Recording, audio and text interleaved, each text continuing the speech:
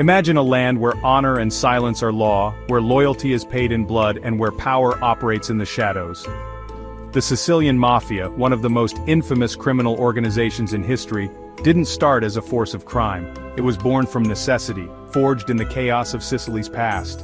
But how did a society meant to protect the weak become a global underworld empire? Today we unveil the true origins of the Sicilian Mafia and how it evolved into a powerful syndicate feared worldwide. The roots of the Sicilian Mafia can be traced back to the medieval period, but it truly took shape in the 19th century.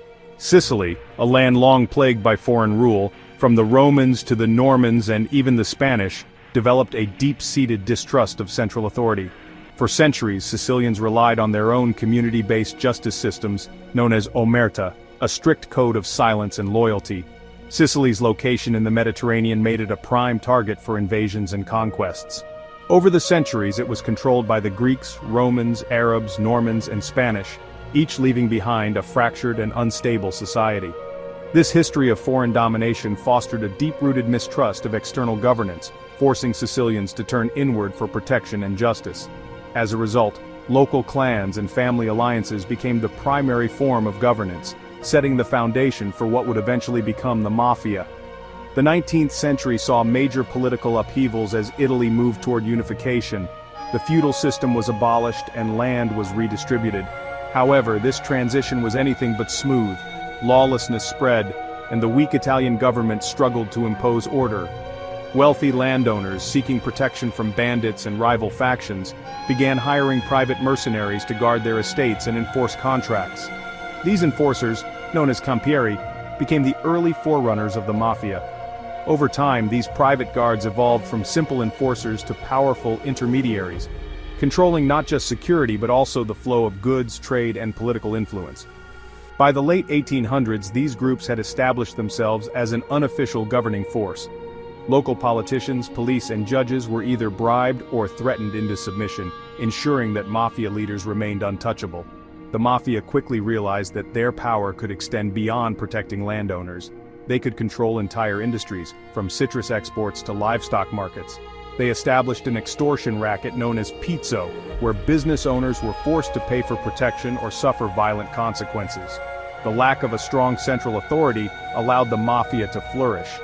Even when the Italian government attempted crackdowns, they were met with resistance from both the mafia and the local populace, who often saw the organization as a necessary evil to maintain order in an otherwise chaotic society. As the mafia expanded, it developed a strict hierarchy, with a clear chain of command, secret rituals, and initiation ceremonies, all designed to enforce loyalty and secrecy. By the mid-19th century, the mafia had become deeply embedded in Sicilian society. The unification of Italy in 1861 further destabilized the region, creating an opportunity for these groups to solidify their power. The new Italian government, struggling to impose its rule, was met with fierce resistance from the mafia, which had by then transformed into an underground power structure. The mafia's influence extended into local politics, law enforcement, and business. Extortion, commonly known as pizzo, became a widespread practice, forcing businesses and farmers to pay for protection under the threat of violence. Those who refused to comply were often met with brutal consequences. By the late 1800s, reports of mafia activity had reached the Italian government, prompting investigations. However, attempts to dismantle the organization failed repeatedly, as local authorities were often either too afraid or too complicit to act against them. During this period, the mafia also began consolidating its internal hierarchy, transitioning from loosely connected clans to a more organized structure with clear leadership. This allowed it to expand its operations beyond Sicily, infiltrating mainland Italy and even international trade networks.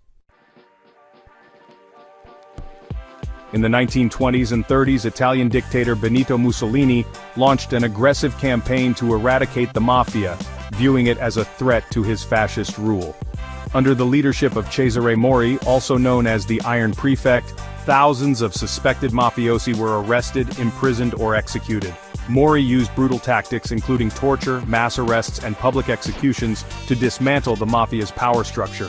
Many mafia members either fled or went into hiding. However, World War II changed everything. When Allied forces invaded Sicily in 1943, they needed local support to navigate the island and gather intelligence. The U.S. military, particularly the Office of Strategic Services, OSS, turned to exiled mafia figures like Lucky Luciano and local crime bosses for assistance. In return for their cooperation, the mafia regained much of the influence they had lost under Mussolini. The post-war period saw a resurgence of mafia activity, as Sicily descended into political and economic chaos. With the Italian government in disarray, the mafia quickly filled the power vacuum, seizing control of black market goods, rebuilding its extortion networks, and infiltrating politics. By the 1950s, the mafia was stronger than ever, using its wartime alliances to gain legitimacy in both Italy and the US. The brutal suppression under fascism had temporarily weakened the organization, but World War II ultimately set the stage for its resurgence. As waves of Italian immigrants moved to the United States in the late 19th and early 20th centuries, the mafia followed. In cities like New York, Chicago, New Orleans and Boston, Sicilian Mafia clans, known as families, established themselves in the underworld, engaging in bootlegging, gambling and racketeering. The mafia initially thrived in immigrant neighborhoods, where they provided protection and assistance to their communities, often filling the void left by weak local law enforcement. However, this also meant exerting control over small businesses and labor unions, demanding loyalty and financial contributions in exchange for protection. Figures like Lucky Luciano, Al Capone, Vito Genovese and Frank Costello capitalized on prohibition, turning the mafia into a multi-million-dollar empire. Speakeasies, illegal distilleries and smuggling routes became major sources of income, leading to violent turf wars between rival crime families. One of the most notorious figures in mafia history was Al Capone, who ruled Chicago's underworld with an iron fist. His rise to power during Prohibition was marked by violence, bribery, and a keen business sense.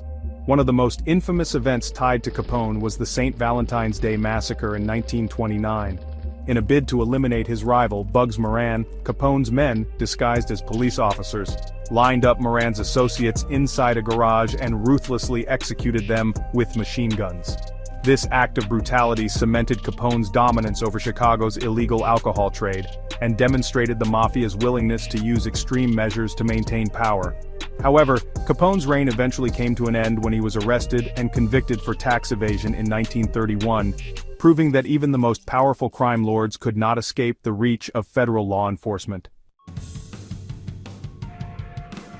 The mafia developed and perfected several ruthless tactics to maintain control and eliminate enemies. Among the most infamous was the car bomb, a method used to assassinate political enemies, rival mobsters, and even law enforcement officials. The Sicilian Mafia pioneered this technique, which was later adopted by organized crime groups worldwide.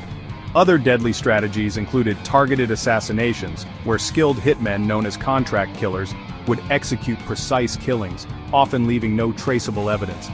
The mafia also employed intimidation tactics, using kidnappings, public executions, and forced disappearances to instill fear in both rivals and authorities. Corruption was another key tool.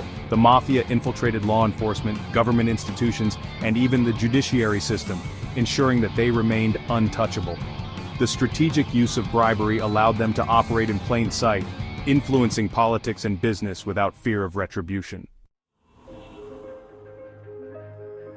The 1972 film The Godfather played a significant role in shaping the public perception of the mafia. Directed by Francis Ford Coppola and based on Mario Puzo's novel, the film portrayed the mafia as an organization built on family, honor, and tradition. While The Godfather romanticized elements of mafia life, it also depicted the brutal realities of organized crime. The Corleone family, though fictional, mirrored real-life mafia figures and their influence over politics and business. The film also brought attention to the mafia's code of silence, omerta, and its deep roots in Sicilian and Italian-American culture. Over time, the movie's influence blurred the line between historical reality and cinematic myth, cementing the mafia's place in popular culture. The Sicilian Mafia's story is one of transformation, from a protector of the oppressed to a global criminal empire. But is the mafia truly fading, or is it merely changing tactics to survive in the digital age?